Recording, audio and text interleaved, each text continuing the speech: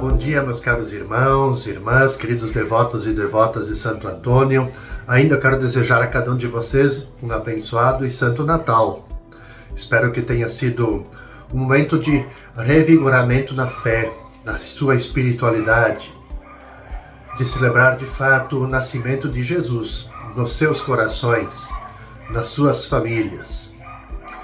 Hoje, quinta-feira, dia 26 de dezembro, já nos encaminhando para o final do ano, né? Nós vamos celebrar na igreja o martírio de Santo Estevão. Para bem celebrarmos esse dia, nós vamos rezar, nós vamos meditar com o Evangelho de Mateus, capítulo 10, versículos de 17 até 22. Disse Jesus aos seus discípulos: Cuidado com os homens, porque eles vos entregarão aos tribunais e vos açoitarão nas suas sinagogas. Vós sereis levados diante de governadores e reis por minha causa, para dar testemunho diante deles e também das nações. Quando vos entregarem, não fiqueis preocupados em como falar ou com o que dizer. Então, naquele momento, vos será indicado o que deveis dizer.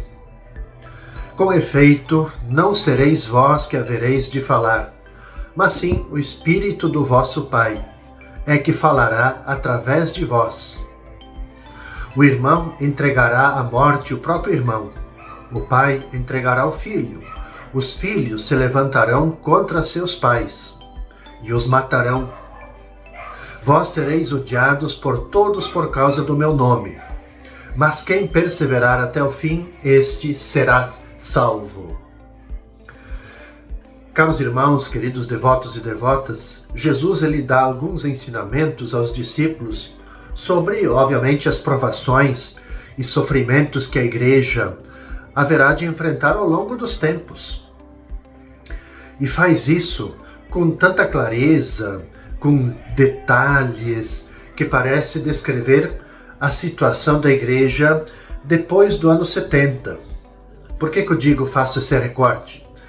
Porque foi esse período quando que teve de enfrentar muitas provações internas e externas, perseguições, martírios, e corria o risco, obviamente, de desanimar e perder a fé no seu Senhor. Jesus ele toma então medidas para a continuação da sua obra no tempo e no espaço, antecipando acontecimentos e sinais que a comunidade cristã haveria de enfrentar. A intencionalidade de Jesus é preparar os discípulos para ultrapassarem o escândalo da cruz. Por isso que Jesus ele procura animar os discípulos medrosos, dizendo para eles: olha, não se preocupem. O anúncio corajoso e alegre do Evangelho não pode ser feito por gente assustada, medrosa. Por isso, intervirá o Espírito Santo. É o Espírito do vosso Pai que falará por vós. É nessa toada que nós celebramos então, sim, mártir Santo Estevão, o primeiro mártir da igreja. Por isso que o Evangelho faz essa menção também, descrevendo um pouco a situação da igreja nos anos 70. Porque os evangelhos são escritos, todos eles ao redor ali dos anos 50, 60, 70, nesse período. Então é um período também já de perseguições. Então, o que nós temos? Santo Estevão. O Santo Estevão, ele foi impulsionado pelo Espírito Santo. E ele, por esse impulso, por essa força, por esse dinamismo, ele anuncia sem temor, sem medo, a palavra de Deus. Ora, ele vai encontrar resistência entre os radicais defensores do judaísmo. Ele foi acusado de blasfêmia, foi apedrejado por causa disso. E na hora da execução, ali aos olhos dos presentes, Estevão ele irradia luz. Parece um anjo, isto é, um mensageiro do Senhor.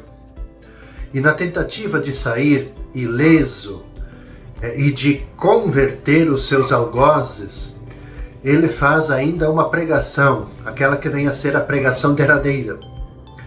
E diante da fúria dos adversários, ele se mantém sereno. A exemplo de Jesus, Estevão, ele distribui generosamente o dom do perdão aos seus algozes. Imitando o Mestre, ele faz a oferta de sua vida e adormece no Senhor. É o primeiro mártir, então, da Igreja, venerado desde os primeiros tempos do cristianismo. Modelo para nós de audácia, de perseverança, modelo de fidelidade a Deus, a toda prova. Na sexta-feira, dia 27 de dezembro, nós celebramos na igreja a festa de São João Evangelista. Para bem celebrarmos, vamos ter a meditação do Evangelho de João, capítulo 20, versículos de 2 até 8. No primeiro dia da semana, Maria Madalena saiu correndo e foi encontrar Simão Pedro e outro discípulo, aquele que Jesus amava, e lhe disse: Tiraram o Senhor do túmulo e não sabemos onde o colocaram. Saíram então Pedro e o outro discípulo e foram até o túmulo. Os dois corriam juntos, mas o outro discípulo correu mais depressa que Pedro e chegou primeiro ao túmulo. Olhando para dentro, viu as faixas de linho no chão, mas não entrou. Chegou também Simão Pedro, que vinha correndo atrás, e entrou no túmulo. Ele viu as faixas de linho deitadas no chão e o pano que tinha estado sobre a cabeça de Jesus, não posto com as faixas, mas enrolado num lugar à parte. Então também entrou o outro discípulo, que tinha chegado primeiro ao túmulo. Ele viu e acreditou. João dá para nós, nesse texto do capítulo 20, uma síntese dos acontecimentos vivenciados na manhã da Páscoa, em que são protagonistas a Maria Madalena, Pedro e próprio João. A noite espiritual em que tinham mergulhado os apóstolos está para dar lugar à experiência profunda de fé, que começa junto ao túmulo vazio, que é o sinal da presença do ressuscitado. E ao receberem a notícia de que fora retirada a pedra do sepulcro e de que o corpo de Jesus lá não estava, Pedro e João foram verificar o que tinha acontecido. A sua corrida revela amor e veneração e faz pensar na igreja, que procura sinais visíveis do Senhor, especialmente quando se encontra em dificuldades e não consegue vê-lo. João chega primeiro do que Pedro no sepulcro, devido à sua intuição amorosa de discípulo amado. Mas é Pedro quem entra por primeiro devido à sua função eclesial. E depois de observar a ordem das várias coisas que se encontravam lá no sepulcro, e a paz que estava reinando lá dentro naquele sepulcro vazio, o discípulo amado, ele se abre à visão da fé, acreditando nos sinais visíveis do Senhor. Ele viu e começou a acreditar. Ainda não é, vamos dizer assim, a fé plena na ressurreição. Isso só vai acontecer quando o seu espírito se abrir à inteligência das Escrituras. Quando vir a pessoa do Senhor e receber o dom do Espírito Santo, isto é, quando tiver percorrido todo o itinerário da fé, que é aquilo que nós vamos celebrar em Pentecostes. São João é uma figura muito importante na igreja primitiva, aliás, em todos os tempos. Representado por uma águia que atinge vertiginosas alturas e voa na direção do sol, São João é conhecido como o evangelista que mais se elevou na contemplação dos mistérios de Deus. Filho de Zebedeu e irmão de Tiago, a tradição o apresenta como sendo o discípulo que Jesus amava.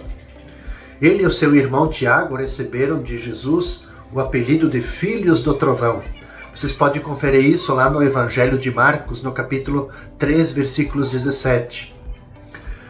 Indicando talvez o seu caráter ardente e impetuoso. João testemunhou curas operadas por Jesus e, juntamente com Pedro e Tiago, contemplou a transfiguração de Jesus e sua a agonia lá no Horto das Oliveiras. É o único discípulo presente aos pés da cruz, ao lado de Maria. E com Pedro viu o sepulcro vazio e acreditou na ressurreição do Senhor.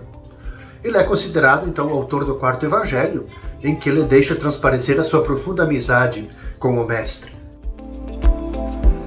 E no sábado, meus caros irmãos e irmãs, no dia 28 de dezembro, celebraremos na igreja os Santos Inocentes. Para isso, vamos rezar e meditar com o Evangelho de Mateus, o capítulo 2, versículos de 13 até 18. Depois que os magos partiram, o anjo do Senhor apareceu em sonho a José e lhe disse: Levanta-te, pega o menino e sua mãe e foge para o Egito. Fica lá até que eu te avise, porque Herodes vai procurar o menino para matá-lo. José levantou-se de noite, pegou o menino e sua mãe e partiu para o Egito.